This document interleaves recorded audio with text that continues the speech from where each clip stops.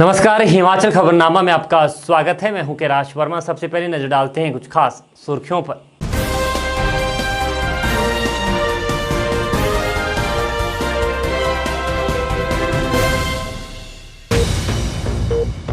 मुख्यमंत्री जयराम ठाकुर ने कांगड़ा शक्तिपीठों से आरती दर्शन के सीधे प्रसारण का किया शुभारंभ।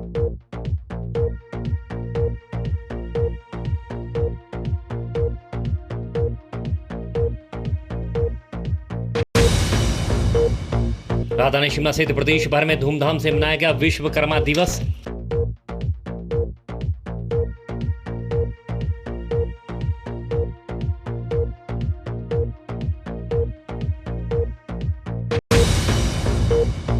दिवाली की रात शिमला के डाउनडेल क्षेत्र से 5 साल का बच्चा संदिग्ध परिस्थितियों में गायब, तेंदुए के हमले का अंदेशा।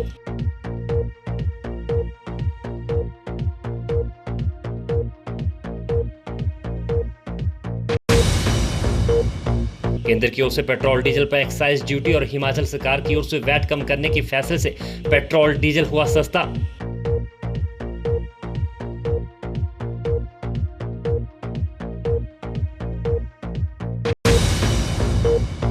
मंडी संसदीय क्षेत्र से नवनिर्वाचित सांसद प्रतिभा सिंह और कांग्रेस अध्यक्ष कुलदीप सिंह राठौर ने जयराम सरकार पर साधा निशाना।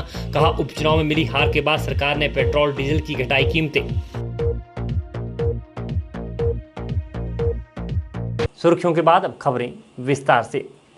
राज्यपाल राजेंद्र विश्वनाथ आर्लेकर और मुख्यमंत्री जयराम ठाकुर ने प्रदेशवासियों को भाई दूज की बधाई दी है।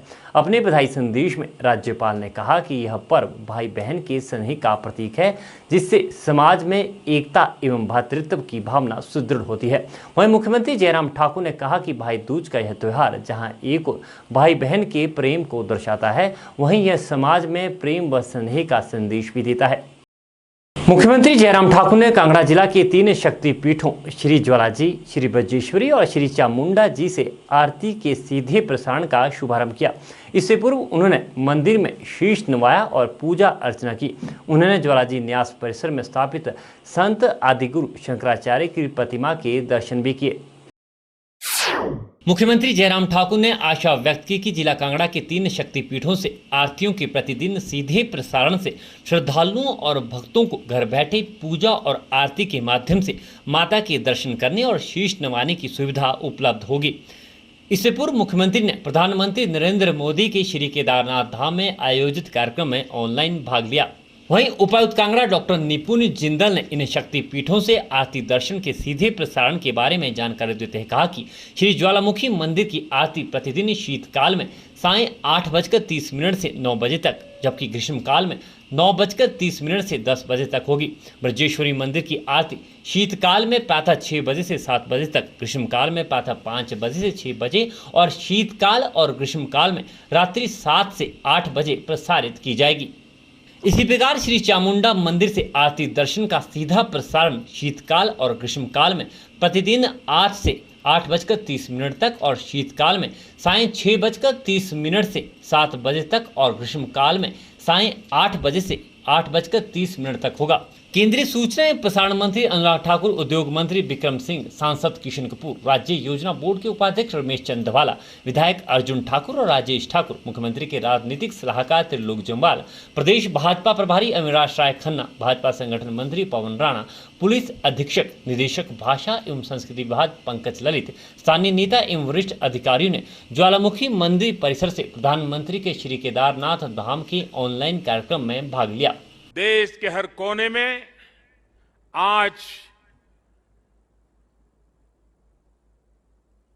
केदारनाथ की इस पवित्र भूमि के साथ, इस पवित्र माहौल के साथ सशरीर नहीं लेकिन आत्मिक रूप से वर्चुअल माध्यम से, टेक्नोलॉजी की मदद से वो वहां से हमें आशीर्वाद दे रहे हैं। आप सभी आदि शंकराचार्य जी की समाधि की पुनः स्थापना के साक्षी बन रहे हैं। ये भारत की आध्यात्मिक समृद्धि और व्यापकता का बहुत अलौकिक दृश्य है। हमारा देश तो इतना विशाल है,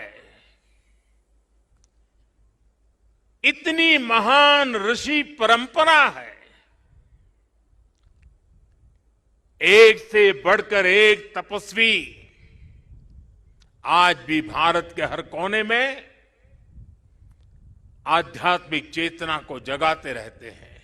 भारतवर्ष सचमुच में अनुभव कर रहा है वर्षों के बाद जो हमारी सांस्कृतिक धरोहर है और भारत ऋषि मुनियों की धरती रही है, उसमें से भारत आगे बढ़ते हुए जहां पहुंचा आज आधुनिक भारत के रूप में भी, उसमें भी अपने मूल से जुड़े रहना ये आवश्यक है। ये आदरणीय प्रधानमंत्री नरेंद्र भाई मोदी जी ने जिस प्रकार से एक संकल्प लेकर के हमारी आने वाली जनरेशन, हमारी आने वाली पीढ़ी भी अपनी संस्कृति को ना भूले, अपने संस्कार को ना भूले और उसके साथ हमारा मूल क्या है भारत की संस्कृति का, इससे उनका जुड़ाव बना रहे, उस दृष्टि से बहुत महत्वपूर्ण एक पहल जो है आदरणीय प्रधानमंत्री जी ने की है। आदरणीय प्रधानमंत्री जी की बहुत गहरी श्रद्धा है, उनकी ही नहीं पूरे देश के लोगों की भी बहुत बड़ी श्रद्धा है। वहाँ जा करके इस प्रकार से जहाँ एक वक्त ऐसा दौर आ गया था 2013 में जब बहुत बड़ी क्षति हुई थी, तो उस क्षति के दौरान ऐसा अनुभव किया जा रहा था कि अब यहाँ पर आना जाना मुश्किल होगा और वहाँ का केदारनाथ का अस्तित्व खतरे में हो गया था। उस वक्त श्री नरेंद्र मोदी जी ने गुजरात के मुख्यमंत्री के रूप में एक शुरुआत की और उस शुरुआत का आज आप देख रहे हैं कि वो शुरुआत आज किस दौर में पहुंची। जो प्रधानमंत्री जी ने आज कहा, पिछले 100 वर्षों में जिन लोगों ने यहाँ केदारनाथ आकर के दर्शन किए होंगे, जो संख्या रही होगी, आने वाले समय में केदारनाथ में 10 सालों में उस संख्या को हम पार करने की स्थिति में हो पाएंगे। मुख्यमंत्री जयराम ठाकुर ने जिला कांगड़ा के टंडन क्लब में स्वास्थ्य विभाग द्वारा स्थापित टीकाकरण केंद्र का दौरा कर कोरोना योद्धाओं का हौसला बढ़ाया। यह टीकाकरण केंद्र जिला में टीकाकरण अभियान आरंभ होने के समय से ही कार्य कर रहा है। इस केंद्र ने 37,000 से अधिक लोगों का टीकाकरण कर जिला कांगड़ा में वैक्सीन की अधिकतम खुराक देने की उपलब्धि हासिल की है। इसके बाद मुख्यमंत्री कांगड़ा स्थित पूर्व मंत्री और कांग्रेस के वरिष्ठ नेता जीएस बाली, जिनका हाल ही में निधन हुआ है, के आवास पर गए और उनके परिजनों के प्रति गहरी संवेदनाएं व्यक्त की। मुख्यमंत्री ने जिला कांगड़ा के निकट सोहारा स्थित विधायक पवन काजल के घर जाकर उनकी माता के निधन पर शोक व्यक्त किया और दिवंगत आत्मा की शांति की प्रार्थना भी की। मुख्यमंत्री जयराम ठाकुर ने हिमुडा के उपाध्यक्ष एवं पूर्व मंत्री प्रवीण शर्मा से जिला ऊना के अंब स्थित उनके पैतृक गांव में मुलाकात कर उनके पिता के निधन पर दुख व्यक्त किया और शोक संतप्त परिजनों के साथ संवेदनाएं व्यक्त की। इससे पूर्व गोदपुर बनहेड़ा में पत्रकारों से अनौपचारिक बातचीत में मुख्यमंत्री जयराम ठाकुर ने कहा कि प्रधानमंत्री नरेंद्र मोदी के नेतृत्व में केंद्र सरकार ने कोविड वैक्सीनेशन में सराहनीय कार्य किया है। उन्होंने कहा कि केंद्र सरकार ने पेट्रोल और डीजल के उत्पाद शुल्क को कम किया है, जिससे लोगों को काफ़ी राहत मिली है। प्रदेश सरकार ने भी राज्य में पेट्रोल और डीजल पर वैट कम करने का निर्णय लिया है। राजधानी में विश्वकर्मा दिवस बड़े धूमधाम से मनाया गया। शिमला के रुल्दू भट्टा स्थित विश्वकर्मा मंदिर में औजारों और मशीनों की पूजा अर्चना की गई। इस पावन अवसर पर रुल्दू भट्टा मंदिर में सुबह 8 बजे से कार्यक्रम का आयोजन शुरू हुआ। इसमें औजारों की पूजा अर्चना की गई और मंदिर में भजन कीर्तन का आयोजन किया गया। इसके बाद हवन यज्ञ कार्यक्रम और पूर्णाहुति के बाद भंडारे का आयोजन भी किया गया। हिमाचल प्रदेश में विश्वकर्मा दिवस बड़े धूमधाम से मनाया गया। राजधानी शिमला के रुल्दू भट्टा स्थित विश्वकर्मा मंदिर में भी इस पावन उपलक्ष्य पर औजारों और मशीनरी की पूजा अर्चना की गई। रुल्दू भट्टा विश्वकर्मा सभा के अध्यक्ष बनारसी सिंह ने कहा कि दीपावली के दूसरे दिन विश्वकर्मा दिवस मनाया जाता है। दीपावली की रात को औजारों की साफ सफाई की जाती है, दूसरे दिन इनकी पूजा की जाती है। वहीं दीपावली के तीसरे दिन भाई दूज पर फैक्ट्रियों में औजारों की पूजा अर्चना के बाद काम शुरू किया जाता है। विश्वकर्मा डे हर साल दिवाली के दूसरे दिन मनाया जाता है। इस दिन ਅਸੀਂ ਵਿਸ਼ਵਕਰਮਾ ਜੀ ਦੀ औजारां ਦੀ मशीनरी ਦੀ ਸਭ ਦੀ पूजा की जाती है और पंडित द्वारा विधि पूर्वक हवन किया जाता है। उसके बाद हवन के बाद लंगर प्रसाद दिता जाता है। आज असी एक छोटा सा गौरमेंट की आज्ञा के अनुसार जो भी कर रहे हैं लंगर नहीं कर रहे।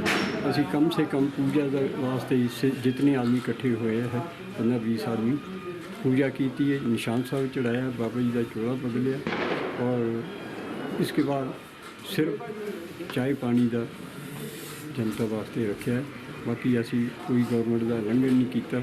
जो गौरमेंट के अनुसार जो उन्होंने ऑर्डर है उस मुताबिक असी लंगर का कोई प्रोग्राम नहीं रखे। सिर्फ चाय पानी जो आदमी जितने भी है उनको चाय पानी बताएगा। मंदिर में सबसे पहले सुबह भगवान विश्वकर्मा की मूर्ति का स्नान किया गया और नए वस्त्र पहनाकर पूजा अर्चना की गई। वहीं विश्वकर्मा दिवस पर वाहन मालिकों ने भी वाहनों की पूजा की। इस बीच अधिकतर निजी बस ऑपरेटरों ने बसें खड़ी रखी। उधर हिमाचल पथ परिवहन निगम की कर्मशाला में विश्वकर्मा दिवस पर विशेष पूजा कार्यक्रम आयोजित किया गया। सभी कर्मचारियों ने औजारों की साफ सफाई की और फिर पूजन किया। इसके बाद सभी कर्मचारियों ने मिठाई बांटकर एक दूसरे को विश्वकर्मा दिवस की बधाई दी। शिमला की तारादेव स्थित हिमाचल प्रदेश लोक निर्माण विभाग कर्मशाला में भी विश्वकर्मा दिवस पर भगवान विश्वकर्मा की पूजा की गई। कर्मशाला के मुख्य द्वार पर भगवान विश्वकर्मा के मंदिर में विशेष पूजा पाठ के बाद कर्मशाला परिसर में विधिवत पूजन के बाद यहां सृष्टि माता मंदिर में भी प्रशासनिक अधिकारियों और काफ़ी संख्या में आए लोगों ने सृष्टि माता का आशीर्वाद लिया। इस अवसर पर भंडारे का भी आयोजन किया गया।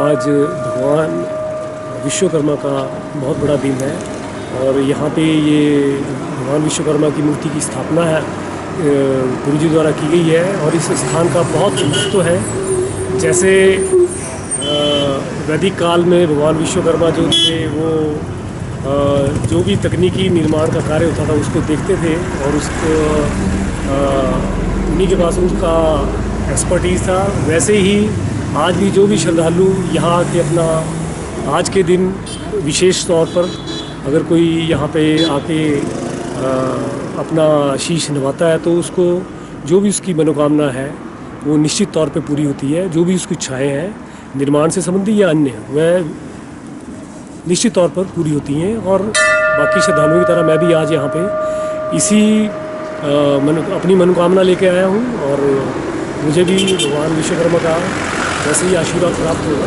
विश्वकर्मा दिवस जो है विशेष तौर पर मैं 3 साल से ही विशेष तौर से देख रहा हूँ। इसके साथ साथ यहाँ का जो वातावरण है, माता सृष्टि माता का जो मंदिर है वो एक अनूठा मंदिर है। जो कोई भी किसी ने कोई मानसिक इच्छा जिसकी रही है वो पूर्ण रूप से जो है माता ने जो पूर्ण की है। और विश्वकर्मा डे में यहाँ पे बहुत अच्छा उत्सव होता है। यहाँ पे कोरोना टाइम में थोड़ा कम हो गया है आजकल। और उपचुनाव में मिली जीत के बाद कांग्रेस में नई ऊर्जा का संचार हुआ है। इस जीत से राष्ट्रीय स्तर पर पार्टी मजबूत होने की बात कांग्रेस नेता कर रहे हैं। मंडी संसदीय क्षेत्र से नवनिर्वाचित सांसद प्रतिभा सिंह ने शिमला में आयोजित प्रेस कॉन्फ्रेंस के दौरान भाजपा पर जमकर निशाना साधा। इसके साथ ही उन्होंने अपनी प्राथमिकताएं भी गिनवाई। पत्रकार वार्ता के दौरान एक प्रश्न के जवाब में सांसद प्रतिभा सिंह ने कहा कि वर्ष 2022 में प्रस्तावित विधानसभा चुनाव के लिए पार्टी हाईकमान तय करेगा कि प्रदेश में कांग्रेस का नेतृत्व कौन करेगा। उन्होंने कहा कि उपचुनाव में पूर्व मुख्यमंत्री वीरभद्र सिंह को श्रद्धांजलि और कांग्रेस सरकारों के विकास कार्यों के चलते कांग्रेस ने जीत हासिल की है। मंडी संसदीय क्षेत्र से नवनिर्वाचित सांसद प्रतिभा सिंह ने शिमला में आयोजित प्रेस वार्ता के दौरान कहा कि मंडी जिला के बलह में प्रस्तावित अंतर्राष्ट्रीय हवाई अड्डे को लेकर स्थानीय लोगों में रोष है। लोगों की उपजाऊ भूमि इसके दायरे में आ रही है। सभी लोगों से बात कर इस मामले को केंद्र के समक्ष उठाया जाएगा। उन्होंने कहा कि पुरानी पेंशन योजना को दोबारा लागू करने का संसद में मामला उठाया जाएगा और संसदीय क्षेत्र की समस्याओं को दूर करवाया जाएगा। सांसद प्रतिभा सिंह ने कहा कि पांगी और जलोड़ी जोत के लिए टनल निर्माण का प्रयास किया जाएगा। जिन 69 नेशनल हाईवे की भाजपा सिर्फ बातें करती रही, उसे केंद्र के समक्ष उठाया जाएगा और कुल्लू एयरपोर्ट के विस्तार की मांग भी उठाई जाएगी। उन्होंने कहा कि उपचुनाव के परिणाम आने के बाद सरकार ने पेट्रोल डीजल की कीमतों को कम किया है। गैस सिलेंडर और खाद्य तेलों के दाम में कमी नहीं हुई। केंद्र सरकार के सामने मामला उठाया जाएगा। उन्होंने कहा कि जनजातीय क्षेत्रों में नौतोड़ की भूमि लोगों को दिलाई जाएगी। हाइड्रो प्रोजेक्ट के लिए लोगों को विश्वास में लेने के बाद ही निर्माण शुरू करने की केंद्र से मांग की जाएगी। सांसद प्रतिभा सिंह ने कहा कि 4 लेन विस्थापितों के मामले से सरकार को अवगत कराया जाएगा। पहाड़ी प्रदेश में कई काम होना अभी शेष है और उन्हें पूरी उम्मीद है कि प्रधानमंत्री प्रदेश के विकास में मदद करेंगे। ये जो कांग्रेस की जीत हुई है, इससे हमारे पार्टी वर्कर्स में, पार्टी के लीडर्स में, हाई कमांड में एक जो रिवाइवल की बात जागृत हुई है। लोग भी चाहते थे कि हम किसी ना किसी तरह से हमारी पार्टी को दोबारा रिवाइव करें। उसमें भरसक प्रयास किया, लोगों ने भी प्रयास किया। कांग्रेस के कार्यकर्ताओं ने भी, मैं उनका भी आभार प्रकट करती हूँ कि उन्होंने भी हर जगह जाकर पार्टी के लिए वर्क किया और जब ये जनादेश आया तो उससे एक बूस्ट हमारे लोगों को और पार्टी को मिला है। मैं समझती हूँ कि ये एक अच्छा संदेश है। इससे पूरे भारतवर्ष में कांग्रेस की रिवाइवल के लिए सभी का मनोबल ऊंचा हुआ है। केंद्र सरकार की ओर से पेट्रोल डीजल पर एक्साइज ड्यूटी कम करने के बाद प्रदेश सरकार की ओर से वैट कम करने पर कांग्रेस ने तंज कसा है। हिमाचल कांग्रेस के मुखिया कुलदीप सिंह राठौर ने कहा कि उपचुनाव में भाजपा की बड़ी हार हुई है। ऐसे में डैमेज कंट्रोल के लिए केंद्र और प्रदेश की भाजपा सरकार ने पेट्रोल डीजल पर टैक्स कम किया है, जिससे लोगों को थोड़ी राहत मिली है। शिमला में मीडिया से रूबरू कांग्रेस अध्यक्ष कुलदीप सिंह राठौर ने कहा कि कांग्रेस पार्टी ने लगातार महंगाई को लेकर सरकार को घेरने की कोशिश की है और आगे भी जनता के मुद्दे कांग्रेस उठाती रहेगी। हिमाचल की जयराम सरकार द्वारा पेट्रोल डीजल पर वैट कम करने पर कांग्रेस ने चुटकी ली है। कांग्रेस ने इस फैसले को उपचुनाव में डैमेज कंट्रोल करार दिया है। कांग्रेस प्रदेश अध्यक्ष कुलदीप सिंह राठौर ने कहा कि उपचुनाव में भाजपा की डबल इंजन की बेलगाम सरकार को जनता ने लगाम लगाई है, जिसके चलते केंद्र सरकार को पेट्रोल डीजल पर एक्साइज ड्यूटी कम करनी पड़ी है। प्रदेश सरकार ने भी वैट कम किया है, जिससे बढ़ती तेल की कीमतों में थोड़ी गिरावट आई है। राठौर ने कहा कि सरकार के इस फैसले से लोगों को थोड़ी राहत मिली है, लेकिन अभी भी कीमतें बहुत अधिक है।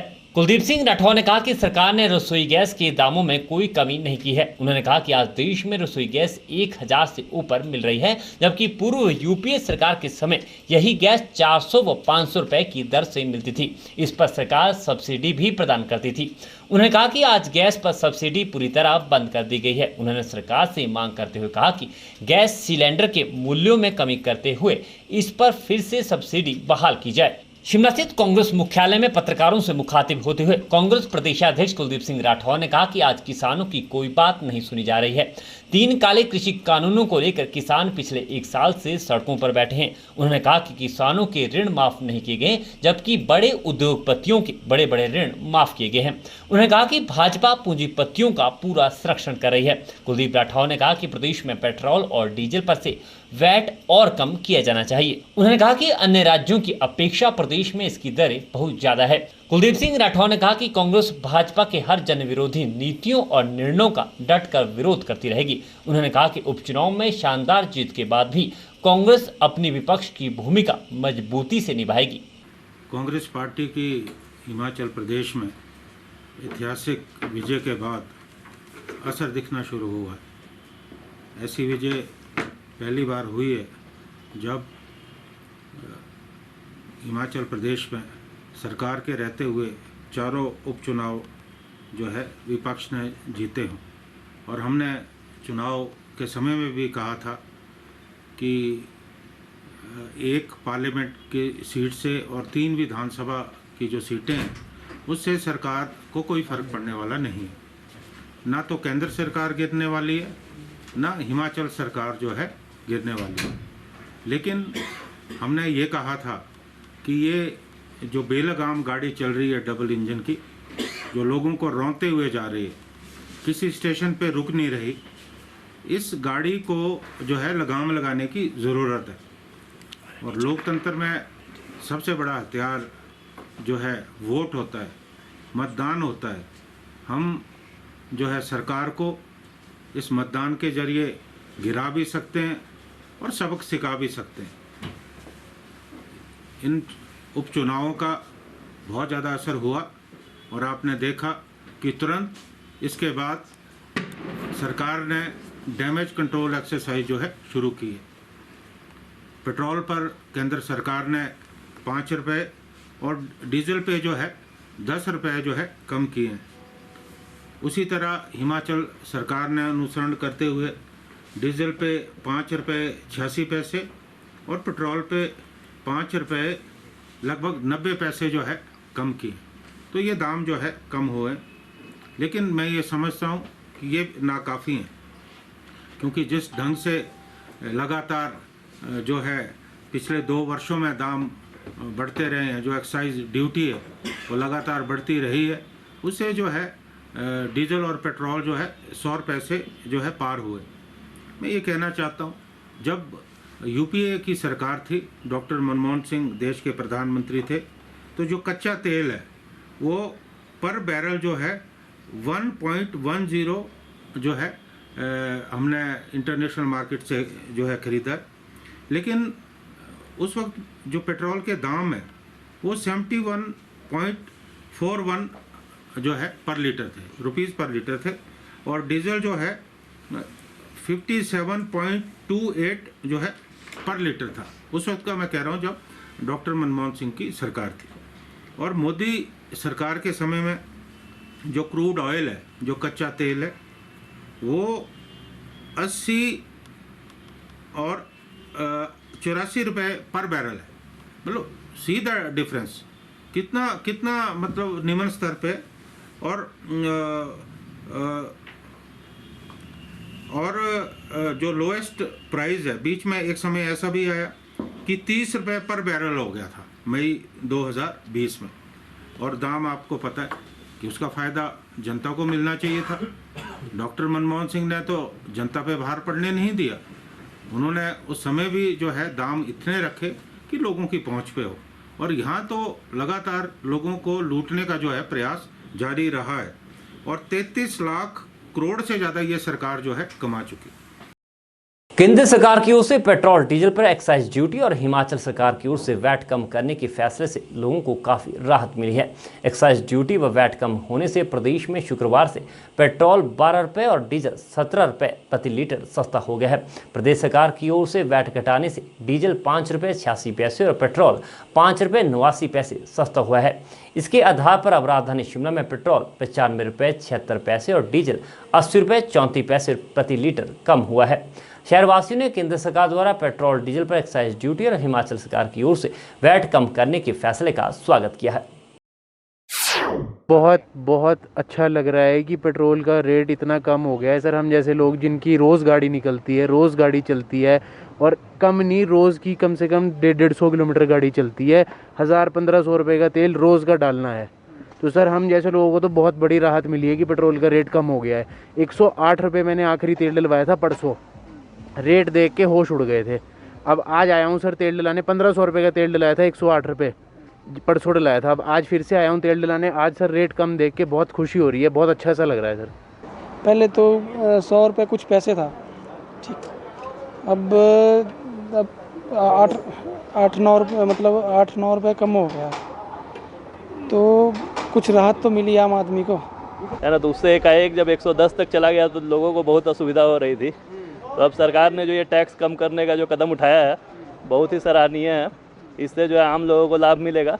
साथ ही इसके कारण जो महंगाई बढ़ रही थी, क्योंकि ज़्यादातर जो मालवाहक गाड़ियाँ हैं वो भी तो पेट्रोल डीजल से ही चलती है, इसके कारण आम महंगाई भी बढ़ रही थी। जैसे खुदरा के सामान, किराने के सामान, इनकी भी दाम जो है आसमान छूते जा रही थी।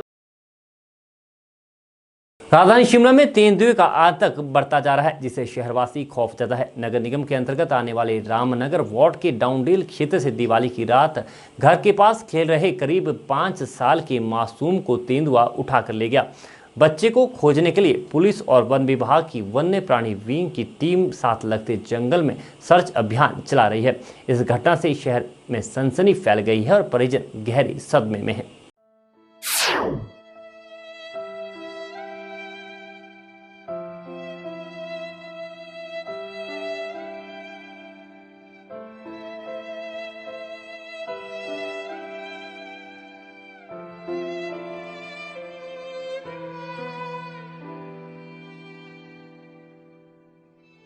मेरे पुत्र की बलि चले गया, मैं कहाँ जाऊँ, मैं ही बचा हूँ।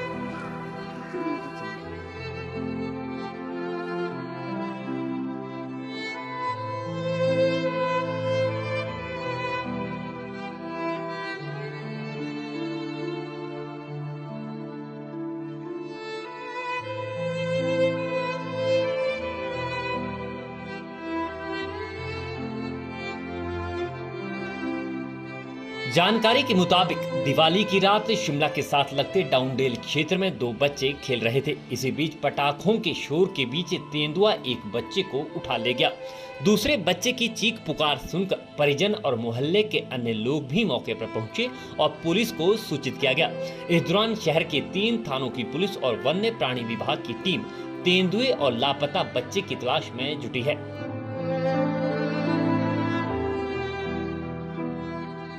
सूचना मिली रात कोई 11 बजे के एक फ़ोन आया था, जैसे सुना डाउनडेल से एक बच्चा जो है वो लापता है।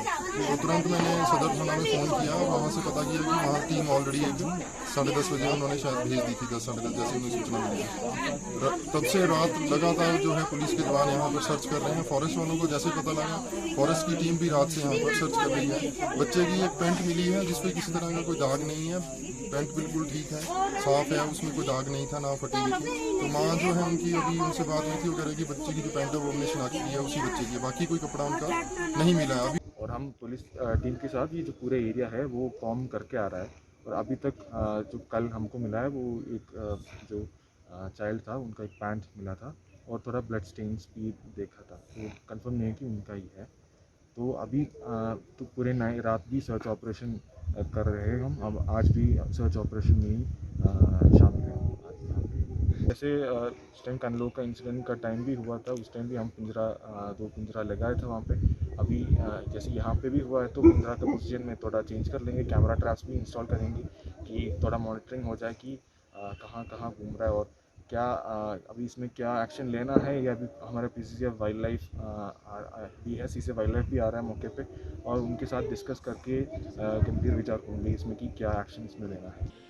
काफी ढूंढने के बाद भी बच्चे का अभी तक कोई सुराग नहीं मिला है। इस घटना से लोगों में दहशत का माहौल है। साथ लगते जंगल में तलाशी अभियान चल रहा है। खबर लिखे जाने तक बच्चे का सुराग नहीं लग पाया है। बच्चे की पहचान 5 वर्षीय योगराज पुत्र केदार शर्मा निवासी दाड़लाघाट सोलन के रूप में हुई है।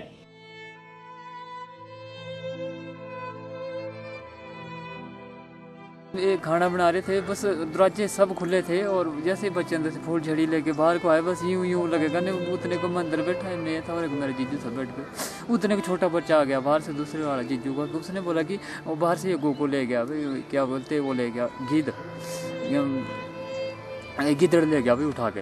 वैसे ही बस इतना ही सुना मैंने और मैं तो नंगे पाँव ही दौड़ गया ऊपर से। मैंने सोचा क्या होता गिरा होना मैं नीचे को और सीधा वहाँ मिली मेरे को पैंट, वो भी मिली उल्टी करके, उसमें बेल्ट भी वैसे ही, फिर वो भी मिली मेरी घरवाली को वहीं। फिर मैंने वहाँ से दौड़े सर हम सारे नीचे और उधर से फिर इधर से परे, फिर इधर से फिर उधर नाले में, फिर इस नाले में सर, फिर परे नाले में, पता नहीं ऊपर कहाँ गए उन्हें, कुछ हाथ नहीं लगा नहीं है।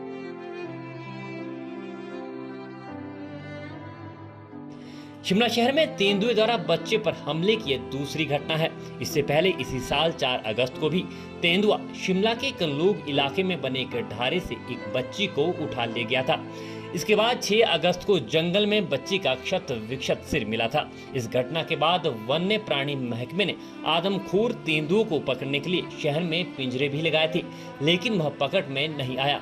शहर के बाकी रिहायशी इलाकों में कई बार तेंदुआ दस्तक दे चुका है। विकासनगर नवबहार में दर्जनों लवारिस कुत्तों को तेंदुआ अपना शिकार बना चुका है। अब डाउनडेल में यह दर्दनाक हादसा सामने आया है।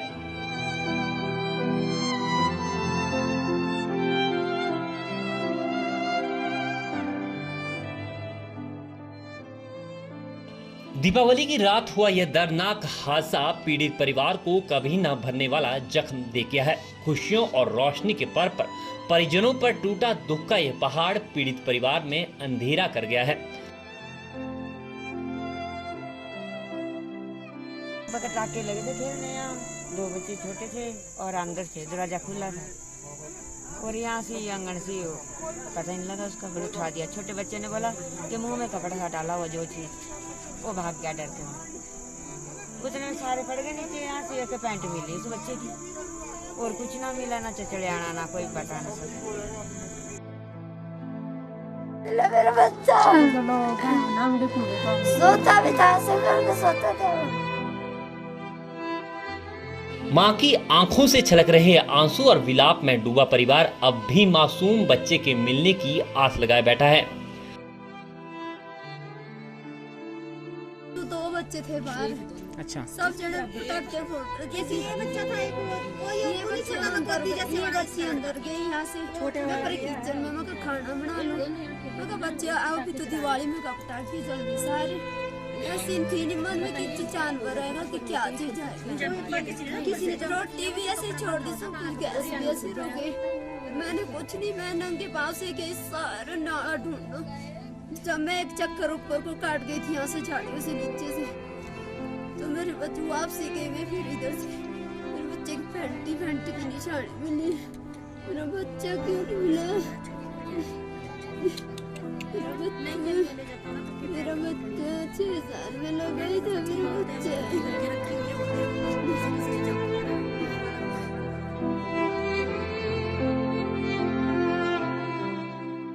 भाग्य की विडंबना तो देखिए, रोशनी के पर्व पर हुआ यह दर्दनाक हादसा परिजनों की जिंदगी में अंधेरा करके गया है। हिमाचल प्रदेश में दिवाली की रात कई जगह आग लगने की घटनाएं सामने आई है। हालांकि अग्निशमन विभाग ने कई मामलों पर तुरंत कार्रवाई करते हुए जान माल को बचाया है। प्रदेश की राजधानी शिमला के कृष्णानगर और कल्लोग में आगजनी का मामला सामने आया है। कल्लोग में पिछले 32 सालों से सब्जियों फलों की दुकान और टी स्टॉल चलाकर अपने परिवार का पालन पोषण कर रहे महेश कुमार की दुकान भी दिवाली की रात आग की भींच चढ़ गई। पीड़ित महेश कुमार का कहना है कि आगजनी में उनकी जिंदगी भर की पूंजी राख के ढेर में तब्दील हो गई। वहीं स्थानीय लोगों ने आगजनी की इस घटना में शरारती तत्वों का हाथ होने की आशंका जताई है और पीड़ित महेश कुमार को हर संभव मदद का आश्वासन दिया है। ये पिछली रात को जो है दुकान में आग लगी है, जिसकी जानकारी मेरे को सुबह मिली है। तो सुबह जब मेरे को पता लगा तो मैं जब तक यहाँ पर आने में, मैं बहुत नीचे मेरा घर है, मैं थोड़ा चलने में भी असमर्थ हूँ। जब मैं यहाँ आया हूँ तो आकर के यहाँ देखा है कि तो यहाँ पर सब खत्म हो चुका था। अभी तक भी धुआं नजर आ रहा है, सब खत्म हो गया जी। मेरी जो 30-32 साल की पूंजी थी सब खत्म हो गई जी। इसमें मैं जब मैंने दुकान बनाई थी, मैं घर से बिहार की बहुत मोटे स्लिपर टाइप की लकड़ियाँ लाया था, बड़ी बड़ी कड़ियाँ ले आया था घर से। बड़ी प्यार से दुकान बनाई थी, बड़े अपने खून पसीने से मैं अपने बच्चे पाल रहा था। मेरी 3 बेटियाँ हैं।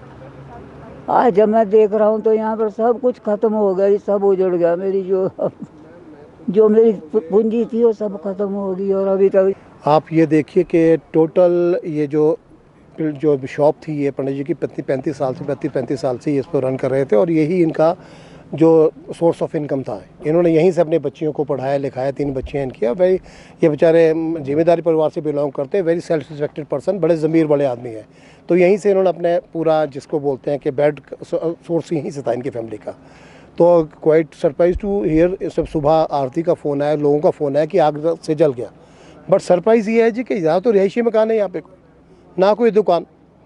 और यहाँ पर रात को अगर 2 बजे लाइट ये मतलब आग लग गई और आप इस टाइम देखें सरप्राइज होंगे, कोई भी not even a single person from the concerned, हमारी कोई एडमिनिस्ट्रेशन का, कोई एसडीएम, कोई तहसीलदार, कोई आपके ये आपके काउंसलर साहब या जो इनके नुमाइंदे हैं यहाँ पे हमारे, वो कोई यहाँ कोई नहीं आ रहे।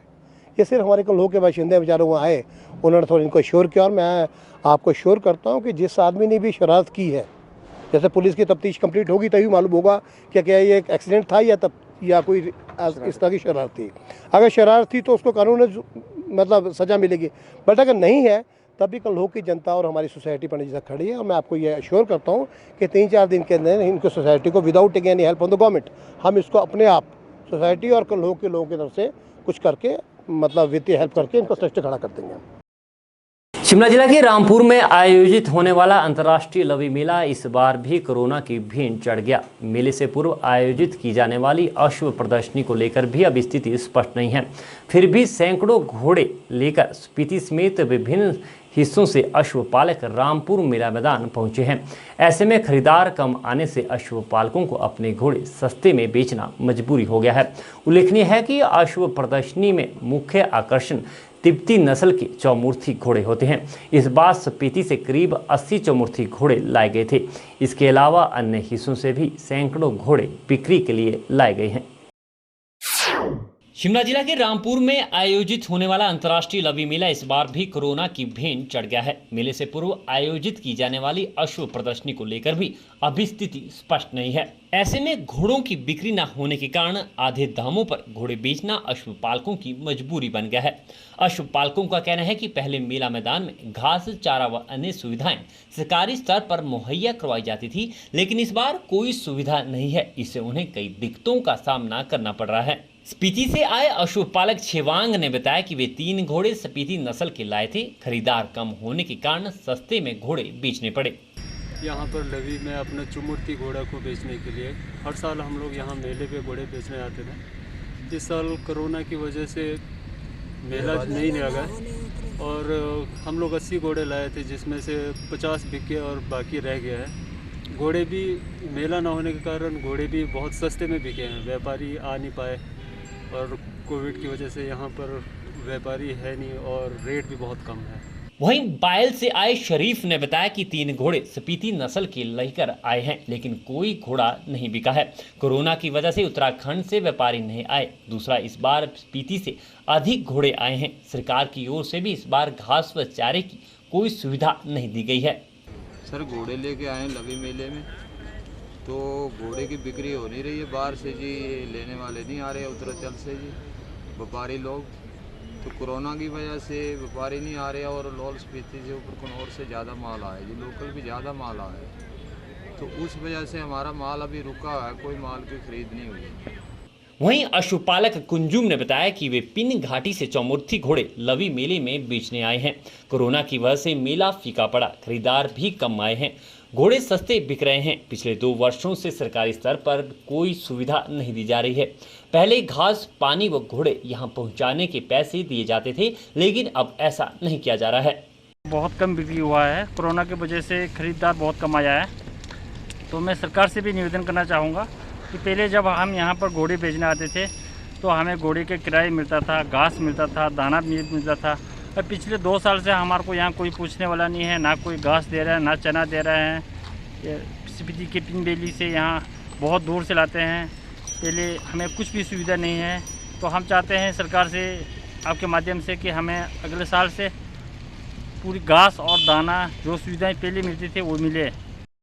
हिमाचल खबरनामा के इस अंक में इतना ही। नमस्कार।